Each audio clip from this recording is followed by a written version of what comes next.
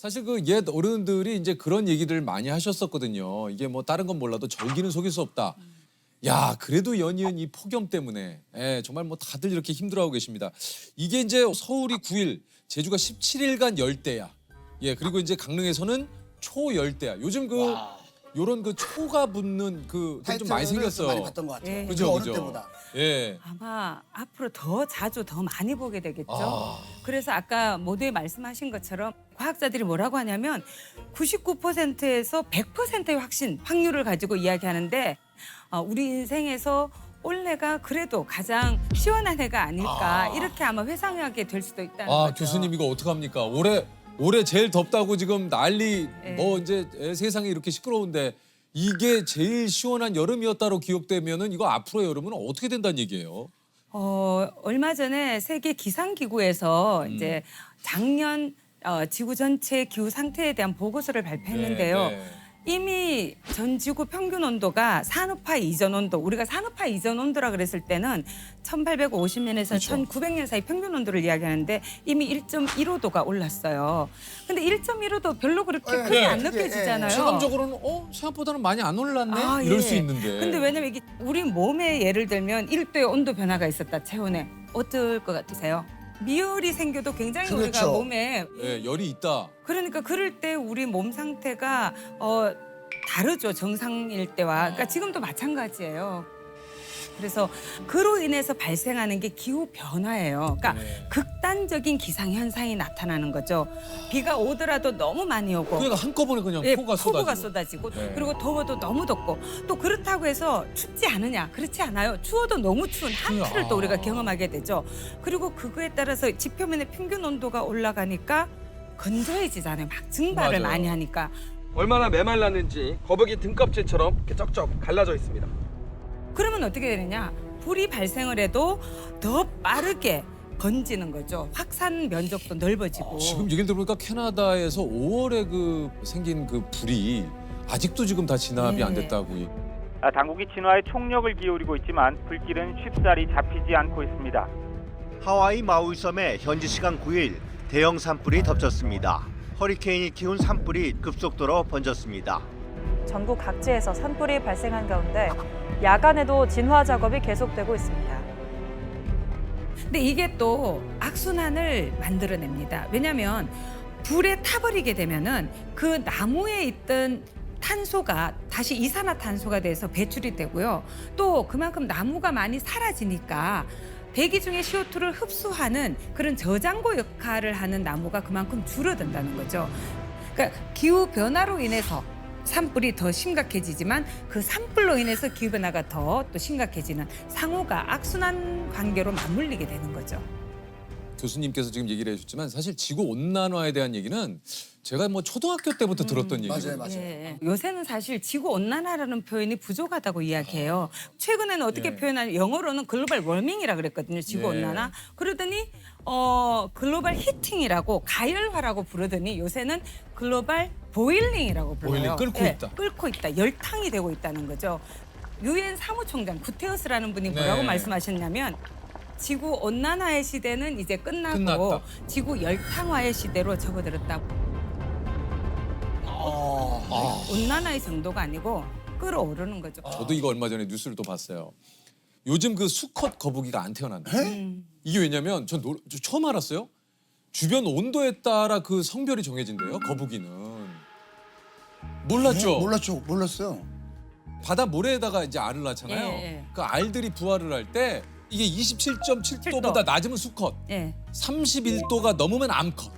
그래서 요 비가 이제 딱 맞았는데 지금 어느 순간 이게 이제 해수면 온도라든가 이 지구의 온도가 높아지면서 지금 거의 99%가 암컷.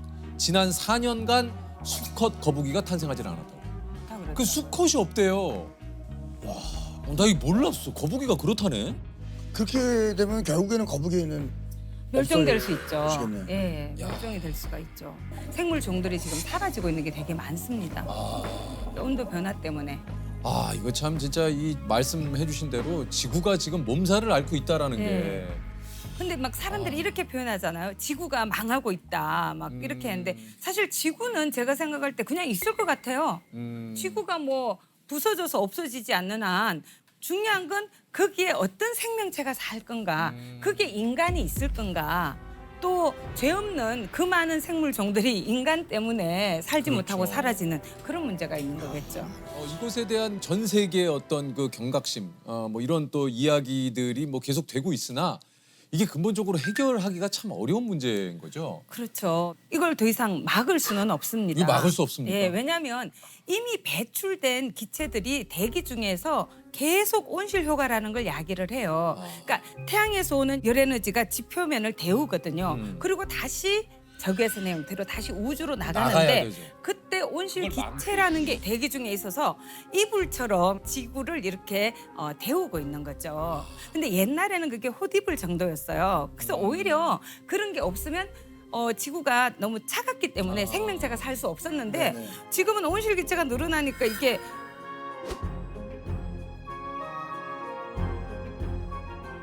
콧니불에서 자리비불이 됐다가 솜니불이 돼가는 거죠. 너무 두꺼워져. 너무 두꺼워지는 거죠. 그렇게 되는데 문제는 뭐냐면 이 온실 기체가 대기 안에 계속 남아 있어요. 머물러 있군요. 네, 머물러 있어요. 이산화탄소 같은 경우는 50년에서 200년을 머물러 있고요. 와. 심지어 그 중에 15%는 1000년을 머무른다고 해요. 와.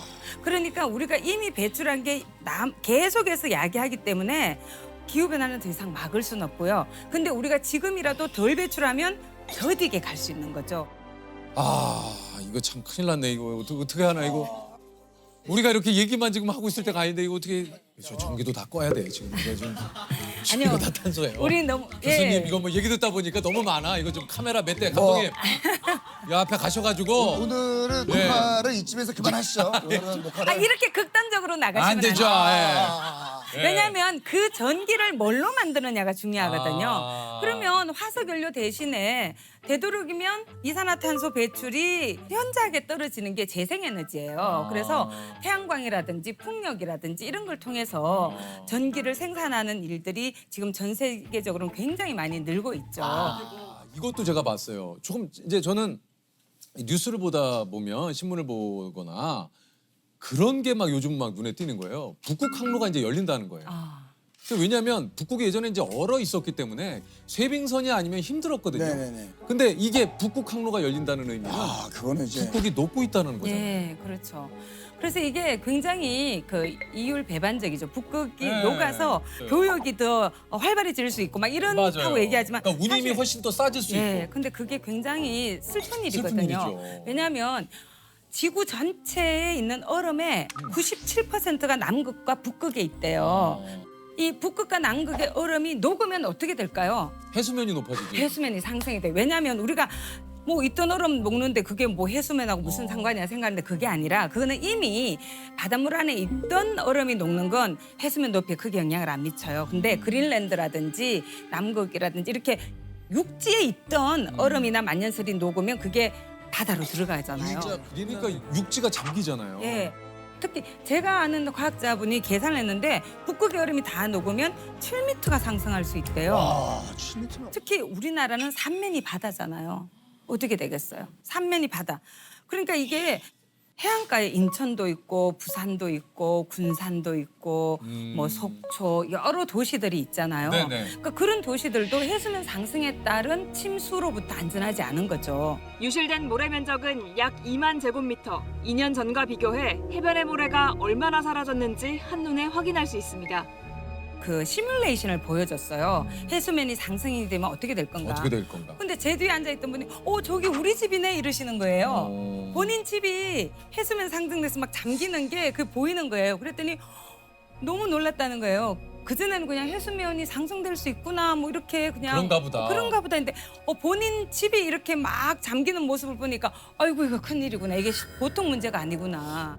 이야, 어우. 요즘 또 이게 식량난 이것도 사실 기후 변화하고 또 밀접한 관련이 있다. 네. 왜냐하면 너무 뜨거우면 자라지를 못합니다. 네. 식물들이. 그래서 그렇죠. 작년 원래 인도가 폭염 상황에 놓여 있어요. 인도가 전 세계 밀 생산의 한 2위 정도를 하는 것 같은데 밀 수확량이 절반 정도밖에 안 되는 거죠. 그래서 수출 금지령을 내리기도 했어요. 맞아요. 자, 그러면 어떻게 되느냐? 세계 전체 밀 공급량이 줄어들기 줄죠. 때문에 밀의 가격이 급등하게 되겠죠. 네. 그러면 우리나라는 우리가 먹는 밀가루의 몇 퍼센트를 우리가 수입하는 것 같으세요? 거의 대부분을 수입하는 거 한 80% 넘는 걸로 알고 있는데. 너무 우리나라의 밀 생산을 높게 보셨네요. 네? 우리 밀은 1%밖에 안 됩니다. 예. 그래서 우리는 지금 거의 다 수입하고 있기 때문에 어머나. 밀가루로 만드는 음식이 너무너무 많잖아요. 네. 그러면 그런 모든 그 식가공품 그건 다 가격이 수입이군요. 올라가는 거죠. 근데 예를 들면 우리나라 사람들이 주로 먹는 쌀이 자포니카라는 종이거든요. 품종이. 근데 우리 쌀은 맛이 좋잖아요. 점성이 있고. 근데 왜 이렇게 바람이 불면 날아갈 것 같은 인디카라는 건데요. 그 인디카 종을 대부분 먹고 있어요. 우리가 먹는 이 자포니카를 생산하는 나라가 많이 없습니다. 그런 데서 만약에 이상 기후로 인해서 작황이 나빠지게 되고 이 쌀 품종을 생산을 못하게 되면 우리도 이제 우리가 먹던 쌀을 못 먹게 될 수도 있죠. 오, 날아가는. 네, 인디카 종을 먹어야 되는 거죠. 이게 그 생태계 파괴가 해양에서뿐만이 아니고 뭐 얼마 전에 우리 저 꿀벌 선생님이 나오셔서 얘기를 하셨지만 꿀벌이 또 사라지고 있고 예를 들면 지금 또 모기가 늘어난다고 해요. 네. 이거 좋지 않은 소식이잖아요. 그렇죠. 모기가 또 우리가 관심을 갖는 이유는 병원균의 매개체잖아요. 맞아요. 그래서 뭐 말라리아라든가. 뇌염모기 있잖아, 말라리아, 말라리아. 그다음 황열병 이런 게 다 모기 때문에 발생하는 거거든요. 근데 이런 질병들이 예전에는 열대 지역이라든지 뭐 아열대 저 밑에 이런 데였는데 말라리아 환자가 우리나라도 생기고 있어요. 네. 그러니까 이런 게 다 영향을 미치는 거죠. 요번에 우리 코로나를 경험했잖아요. 네, 그렇죠. 이것도 뭐 완벽하게 그 일치되진 않았지만 그래도 많은 분들이 뭐 박쥐가 매개 역할을 했다. 근데 박쥐의 서식처가 지금 늘어나고 있어요. 박쥐도 아열대 기후에서 생존하는데 박쥐가 서식할 수 있는 공간이 기후의 변화에 따라서 늘어났거든요.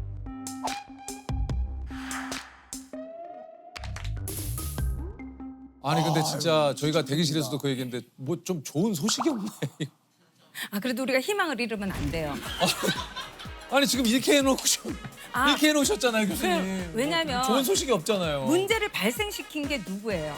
우리죠. 그러면 해결책도 누가 가지고 있어요? 사람. 우리가 그렇죠. 있죠. 그래서 저는 희망을 잃으면 안 된다고 생각하거든요. 우리가 너무 막 절망하고 뭐 내가 뭐 한다고 뭐가 바뀔까 이렇게 생각하면 더 심해질 뿐이에요. 이게 지구를 지킬 수 있는 골든 타임이 얼마 안 남았다 그래요. 예. 이게 7년 정도를 이야기하고 있는데요. 7년입니까? 예, 들어보셨는지 모르겠는데 그 IPCC라고 네. 기후변화에 관한 정부 간 협의체라고 과학자들이 구성한 그런 기구가 있어요. 거기에서 이제 우리가 지금처럼 살면 2100년에는 평균 4.4도까지 올라갈 수 있대요. 1.15도 상태에서도 우리가 이렇게 견디기 힘든데 4.4도는 상상을 초월하는 거죠. 2100년까지 1.5도를 넘어서지 않는다 이렇게 얘기하는데 그렇게 하려면 2030년까지 2019년에 배출했던 양의 43%를 줄여야 된다. 그러니까 거의 절반에 가까운 걸 앞에서 먼저 줄여줘야지만 되는 거죠. 근데 이거를 놓치게 되면 사실 어렵다. 그래서 7년이 남았다. 예. 하여튼 그런 상황입니다. 예. 예.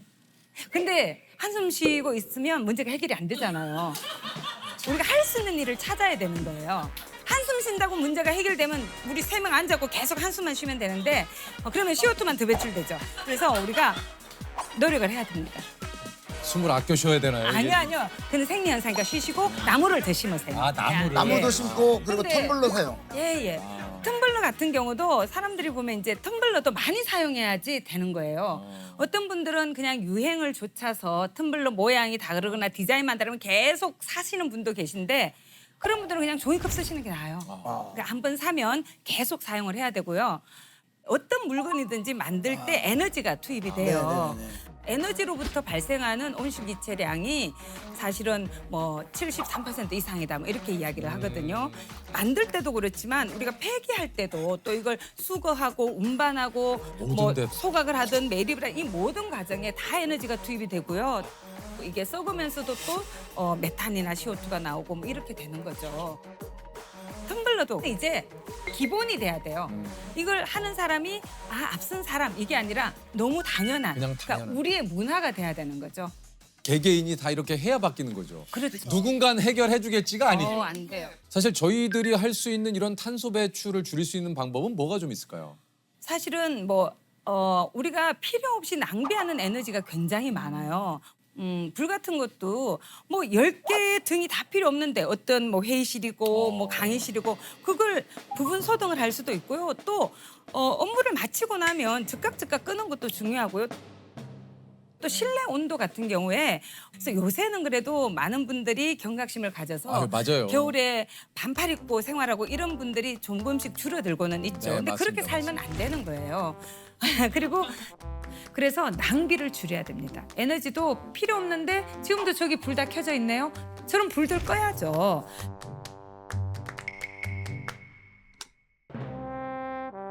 또 개인이 할 수 있는 굉장히 중요한 일은 식습관을 바꾸는 거예요. 어떻게 해요?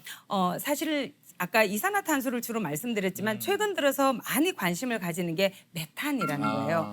메탄은 이산화탄소보다 이 온실 효과를 야기하는 정도가 더 심합니까? 80배 이상. 최근에는 86배다 이렇게도 이야기를 해요. 근데 그 메탄이 또 어디에서 많이 발생하냐면 음식물 쓰레기가 썩을 때라든지 그다음에 또 특히 많이 요새 늘고 있는 게 육식이거든요. 작년에 네. 우리나라 사람들이 쌀을 많이 먹었을까요? 고기를 많이 먹었을까요? 고기를 많이 먹지 요즘 근데 좀 않았습니까? 쌀 소비가 좀 많이 줄었다는 예. 얘기 좀 들긴 들었거든요. 예, 우리가 주식 그러면 예전까지는 쌀이었죠. 근데 이제는 쌀 소비량이 작년에 53kg 1년에. 근데 고기는 58kg이래요. 그래서 저는 반드시 채식을 다 하자 이렇게 주장하고 싶진 않아요. 특히 예. 성장기 어린이들도 있고 그렇죠, 건강에 그렇죠. 미친 영향들. 예. 그래서 일주일에 최소 한 끼는 채식을 좀 해보자. 채식을 좀 좀 늘려보자는 거죠. 이게 쉽진 않아요. 이게 또 식습관을 바꾼다라는 게. 예. 그리고 아까 개인이 할 수 있는 일 중에 지금 손수건 갖고 다니시나요? 손수건이 없네요. 근데 예전에는 제가 자랄 때만 해도 손수건은 그냥 필수예요. 늘 필수로 맞아, 갖고 맞아. 다니는데 요새는 손수건 갖고 다니는 분을 별로 보기가 어려워요. 맞아요. 대신에 화장실에 가면 다들 그냥 종이 있으니까. 타월을 쓰죠. 그것도 아낄 수 있어요. 그러니까 제가 1년에 몇 개를 쓸까 계산을 해봤어요. 화장실에 하루에 몇 번 정도 갈까요, 개인이? 한 5번? 적게 잡아도 5번일 거예요. 5번. 그러면 5장이잖아요. 그러면 일주일에 5일 근무한다 그러면 25장이잖아요. 4주라 그러면 100장이잖아요. 그러면 이게 지금 1년 또는 1200 장. 평생 너무 많죠. 그러니까 이게 작은 게 아니에요. 저는 이걸 오래된 미래라고 부르거든요. 예전에 다 했던 일이에요. 그런데 이제는 더 안 하고 멈추었던 거 다시 회복하자. 이거 어려운 일 아니다. 예. 이게 버려야 되는 것 중에 하나가 나 하나쯤이야. 예. 진짜. 예. 이 나 하나쯤이야. 이거 버려야 되지 않겠어? 하나쯤이야 주의죠. 예. 네. 네. 나 하나쯤이야가 아니라 나도 함께 해야지 이 문제가 풀릴 수 있다. 왜 스스로를 문제를 해결하지 못하는 사람으로 그렇게 바깥으로 밀어냅니까? 나도 문제를 해결할 수 있다. 내가 이 문제를 해결하는 열쇠를 쥐고 있다. 이렇게 생각해야죠. 최후의 기회가 우리에게 주어져 있다고 생각할 수도 있어요. 미래라는 게 어떤 고정된 모습으로 딱 우리를 기다리고 있는 게 아니에요. 오늘 우리가 어떤 선택을 하느냐에 따라서 우리의 미래는 달라질 수 있어요. 그렇기 때문에 오늘 우리가 이런 문제를 정말 심각하게 성찰하고 내가 할 수 있는 일들을 조금이라도 일단 시작하고 그래서 점점 우리의 기후 행동을 넓히고 늘려나간다면 우리가 마주하게 될 미래가 바뀔 수 있는 거죠. 미래는 오늘의 우리가 만든다. 저는 이런 말씀을 드리고 싶습니다.